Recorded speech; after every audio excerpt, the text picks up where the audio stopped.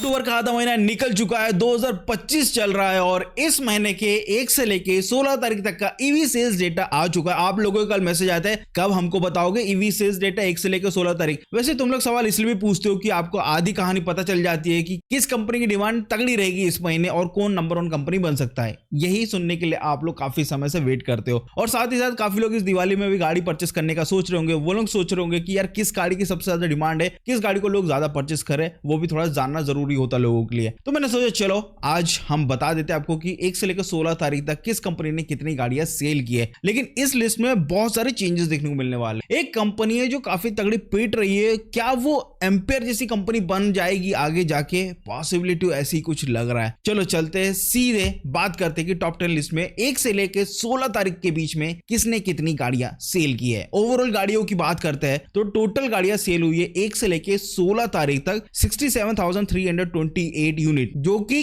कम है, festival season के हिसाब से कम है। इससे और ज्यादा होना चाहिए। अभी जो अनुमानित आया है कि इस महीने 1,37,000 से 1,46,000 तक गाड़ियां बिकनी चाहिए ओवरऑल। वैसे एक्सपेक्टेशन तो है, धनतेरस आ रहा है, पॉसिबिलिटी है ये नंबर अचीव करने के लिए। लेकिन ईवी इंडस्ट्री क्या एक्चुअल में वैसा ग्रो कर रहा है जैसा होना चाहिए था? वेल ऐसा नहीं है। अभी भी फ्यूचर इलेक्ट्रिक है, लेकिन उस हिसाब से कंपनियां ध्यान नहीं दे रही है। अगर टीवीएस की बात करते हैं, अभी रिसेंटली इन्होंने ऑर्बिटर लॉन्च किया है, सिर्फ इलेक्ट्रिक व्हीकल में एक गाड़ी, और iQube का जो मॉडल चल रहा है वो चल ही रहा है, उसमें कोई फेरबदल नहीं किया है। लेकिन वही अगर टीवीएस के आईसी इंजन कैटेगरी की बात करता हूं, रिसेंटली आरटीआर सीरीज को अपडेट किया गया और कल ही एक गाड़ी लॉन्च की है, एक एडवेंचर बाइक। तो देख रहे हो कंपनियां आईसी इंजन में ज्यादा फोकस्ड है रेदर इलेक्ट्रिक व्हीकल। तो जब कंपनियां ही ध्यान नहीं दे रही है तो उस हिसाब से ग्रो भी हो रहा है इलेक्ट्रिक व्हीकल इंडस्ट्री। खैर बात करते हैं टॉप 10 लिस्ट में कौन सी कंपनी कहां पर है। तो 10th पोजीशन में इस बार है रिवर इंडी मोबिलिटी, रिवर मोबिलिटी। जी हां, पिछले महीने 9th पोजीशन पे थी, इस बार 10th पोजीशन में आ चुकी है। इन्होंने सेल किया है इन 1 से लेकर 16 तारीख के बीच में, 1 से लेकर 16 अक्टूबर के बीच में 603 यूनिट। 9th पोजीशन में है दैट इज रिवॉल्व मोटर्स। अब रिवॉल्व मोटर्स पिछले 2 महीने से टॉप 10 लिस्ट में नहीं आ रही थी, सॉरी 3 बता दिए, वैसे 2 महीने से नहीं आ रही है, इस बार वापस से आ चुकी है। इन 16 दिनों में 1 से लेकर 16 अक्टूबर के बीच में कंपनी ने सेल किया है 659 यूनिट। अब यहां पे जो 8th पोजीशन में कंपनी है, ये कंपनी पता नहीं क्या जादू बिखेर रही है या क्या कर रही है, क्या कुछ खतरनाक ऑफर दे रही है। हम बात करें प्योर एनर्जी की।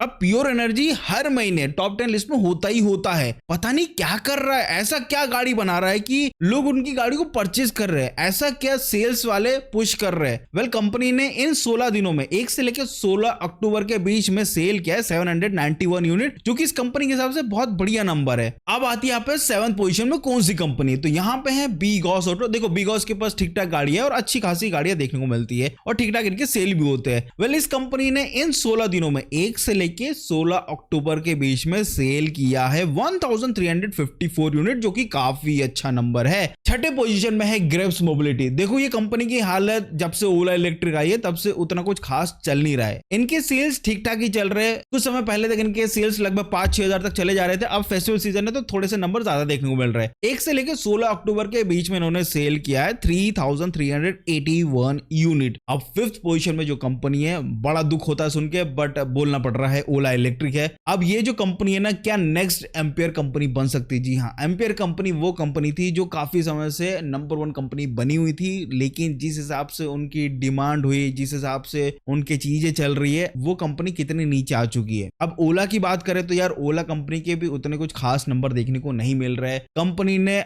इलेक्ट्रिक स्कूटर कैटेगरी में सब कर दिया, लेकिन सर्विस को सही नहीं कर पाए। ओला इलेक्ट्रिक का फ्यूचर है या नहीं है? रिसेंटली उन्होंने इंट्रोड्यूस कर दिया है ओला शक्ति, जो कि पावर हाउसिंग का काम कर रही है। मतलब उन्होंने एक ऐसा बैटरी डेवलप किया जो बेसिकली जैसे लाइट चली है, इन्वर्टर, सिंपल इन्वर्टर की बैटरी टाइप का उन्होंने इन्वेंशन किया है। अब इसमें आ रही है कंपनी, क्योंकि इलेक्ट्रिक व्हीकल स्कूटर कैटेगरी में उतना कुछ तो खास कर नहीं पा रही है। ठीक ठाक डिमांड चल रही है, लोग परेशान है, रेक्टिफिकेशन हो नहीं रहे और उनका सीधा सीधा असर इनके ईवी सेल्स डेटा में देखने को मिलता है। इनके सेल्स नंबर की बात करें 1 से लेकर 16 तारीख तक की बात करें तो लगभग इन्होंने सेल किया 7,697 यूनिट। बस इतनी ही गाड़ियां सेल की है, काफी कम गाड़ियां सेल की। इससे ज्यादा तो हीरो मोटोकॉर्प की सेल हो रही है, क्योंकि वो राइट नाउ है 4th पोजीशन में। हीरो मोटोकॉर्प एक्चुअल में डिमांडिंग बनती जा रही है ओला इलेक्ट्रिक से, और मैं भी आपको यही सजेस्ट करूंगा कि आप ओला से बेटर है कि हीरो वीडा VX2 ले लो या वीडा V2 ले लो। ये गाड़ियां ज्यादा बेटर है, रिमूवेबल बैटरी भी मिल रही है, ठीक ठाक टेक्नोलॉजी मिल रही है और इनमें इश्यूज भी काफी कम आ रहे, लेकिन कम आ रहे, बहुत कम आ रहे, और इनकी सर्विस तो अच्छी है कम से कम ओला ओला से, ओला जैसा तो नहीं है, पार्ट्स ही नहीं है, गाड़ी खड़ी है तो खड़ी है। अब यहाँ पे वीडा ने सेल किया 1 से लेकर 16 तारीख के बीच में लगभग 8393 यूनिट। अब थर्ड पोजीशन की बात करते हैं, एथर एनर्जी है। जी हाँ, एथर एनर्जी, जिसको हम बोलते थे भैया कितनी महंगी गाड़ी बेच रहा है। अरे भाई महंगी बेच रहा है लेकिन क्वालिटी तो दे रहा है। अब ओला सस्ता बेच के भी क्या क्वालिटी दे रहा है वो सबको पता है, सबके सामने, मेरे को बोलने की जरूरत नहीं है। मैं ओला को क्रिटिसाइज नहीं कर रहा, मैं बस एक रिक्वेस्ट है कि यार आफ्टर सेल सर्विस कर दो, डेफिनेटली आप किल कर दोगे पूरे मार्केट को, लेकिन वो आफ्टर सेल सर्विस में ही कहानी फंसी हुई है। सो एथर एनर्जी ने सेल किया है इन 16 दिनों में 1 से के 16 अक्टूबर के बीच में 12,601 यूनिट, जो कि अच्छा खासा नंबर है। 4000 गाड़ियां ज्यादा सेल की है ओला से। समझ सकते हो एथर की क्या डिमांड हो रही है। अब यहाँ पे जो सेकंड पोजीशन में ये कंपनी लुढ़क चुकी है, अब है टीवीएस कंपनी। जी हाँ, कहा बजाज थी सेकंड पे,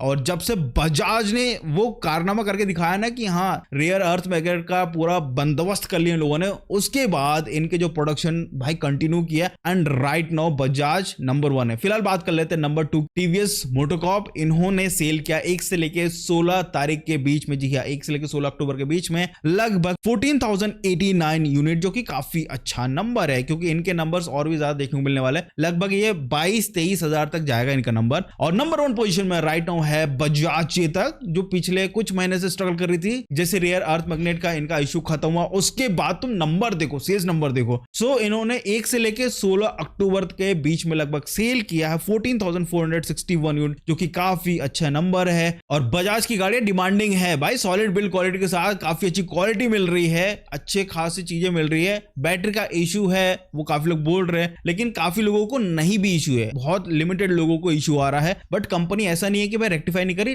थोड़ा टाइम लग रहा है कि 1-1.5 महीना लग रहा है, बट बैटरी आ रही है और आपका रिप्लेस हो रहा है। बस वो वन टाइम का थोड़ा सा दिक्कत हो रहा है जिसके साथ हो रहा है, उसके बाद तो भाई गाड़ियां बड़ी चल रही है लोगों की। देखो इशू का तो मैं कुछ बोल नहीं सकता, इलेक्ट्रिक व्हीकल है, इलेक्ट्रिक चीजें, इलेक्ट्रॉनिक्स ज्यादा लगी हुई है, इशू आ सकता है। बट सवाल यह है कि क्या कंपनी उसको सही कर रही है, नहीं कर रही है। अगर कर रही है, थोड़ा टाइम लेके भी कर रही है तो मतलब कंपनी रिस्पॉन्ड कर रही है। अगर मैं फिर से ओला से कंपेयर करो, फिर बोलोगे भाई ओला से क्यों कंपेयर करो। अरे भाई उन्होंने सर्विस पे तो ध्यान ही नहीं दिया, मैं क्या बोलूं। चलो एनीवेज गाइस, आज की वीडियो में बस इतना ही था। आई होप आपको वीडियो अच्छा लगा। चलो तो प्लीज छोटी सी रिक्वेस्ट, लाइक शेयर सब्सक्राइब जरूर करिएगा। मिलते हैं अगले वीडियो में, बाय बाय।